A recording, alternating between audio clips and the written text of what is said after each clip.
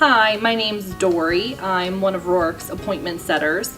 You might remember me from our service scheduling video, and I'm here today to show you how easy and convenient it is to schedule service for your vehicle online.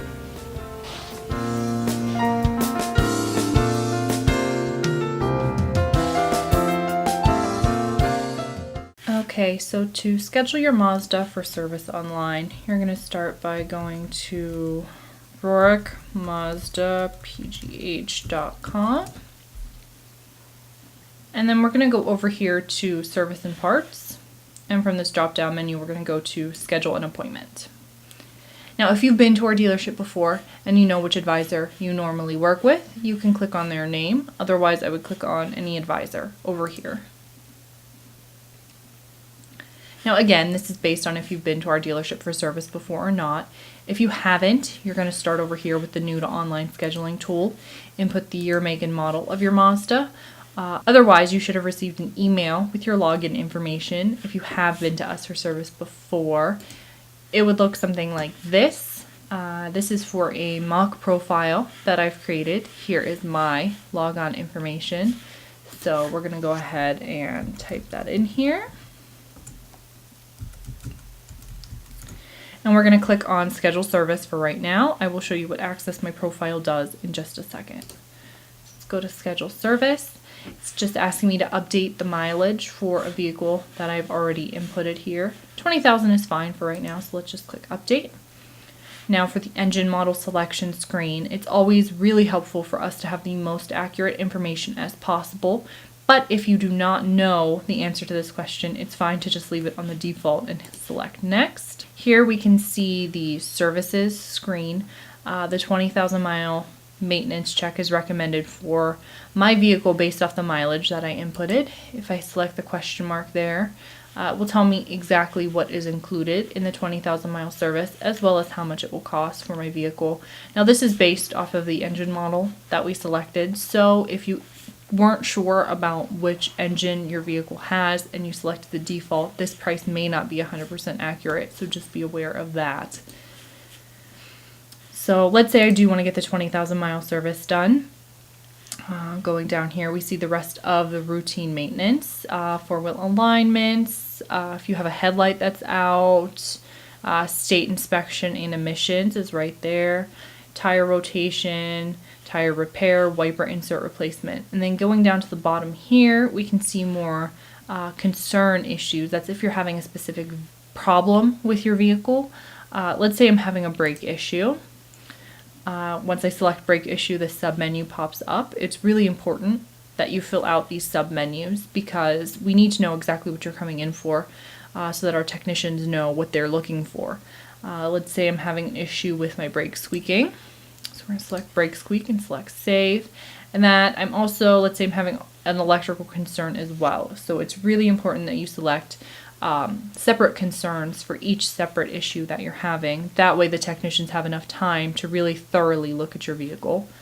So let's select electrical concern and say that my radio only works sporadically. So let's say my radio is only working every once in a while. Sometimes it works, sometimes it doesn't. So we're going to type that comment into the box, select save. That's all I really want to have looked at right now. So I'm going to select next. Now it's asking me about my transportation. Am I going to be dropping the vehicle off for the day? Am I going to be dropping the vehicle off and catching the shuttle? Am I going to be dropping the vehicle off the night before? Or am I going to be waiting for the vehicle? Now, as you can see, if I drop the vehicle off or if I decide to wait for it, it gives me different time slot availability. We do need to know whether you're going to be dropping the vehicle off or waiting with it ahead of time. But let's see here. This is just for John Haslew's schedule. We do have another advisor, Adam. If I change to his schedule, I do see some different availability, but that also takes away my wait option.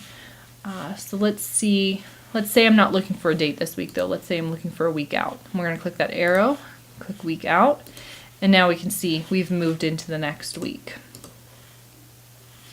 Let's say I'm going to be able to drop it off Tuesday, May 20th at 8 in the morning on my way to work. So I'm going to select that.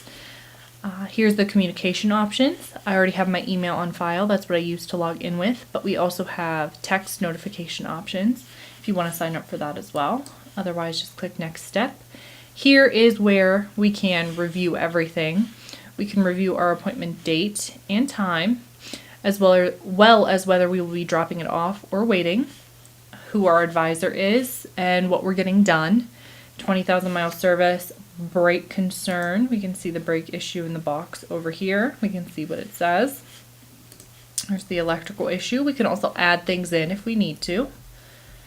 If we have any additional comments or requests, we can select this in here and we can add some things in there. But let's say that we forgot something. We'll go previous step, previous step, previous step. And now if you've forgotten anything, you can add it in. Say you need your inspection done as well. We can add that in and select next. And you can just go back and forth through these menus using the previous and next step buttons. So 8 a.m., next step. Okay, now we're not on the schedule yet. You have to make sure that you hit confirm appointment to make sure that you get onto our schedule. There, now we have a confirmation number, date and time. We are on the schedule for this point in time. So we're going to click log out. Now remember the access my profile button that I mentioned before. I'm going to go ahead and show you what that does. Let's access my profile. And here is my profile with my name, contact information, email address. And then if we scroll down to the bottom here, you can see here's the appointment that we just made. It's pending. It's for 8 a.m. on the 20th. If we need to add or take things off, we'll go into the edit my appointment button and we can use those previous and next step buttons to change things or take things off. Or if we need to cancel altogether, there is a cancellation button here. There we select that X. These are all from previous mock appointments that I had made just for illustration purposes. So in order to show you what I'm talking about, let's cancel this appointment that we had just made. I select cancel. Are you sure you want to cancel? Yes. There we go. The appointment has been successfully canceled. So now you know how not only to schedule an appointment online, but how to edit appointments as well as how to cancel them. But don't forget, if you ever have any questions, you're always feel free to give us a call at the dealership.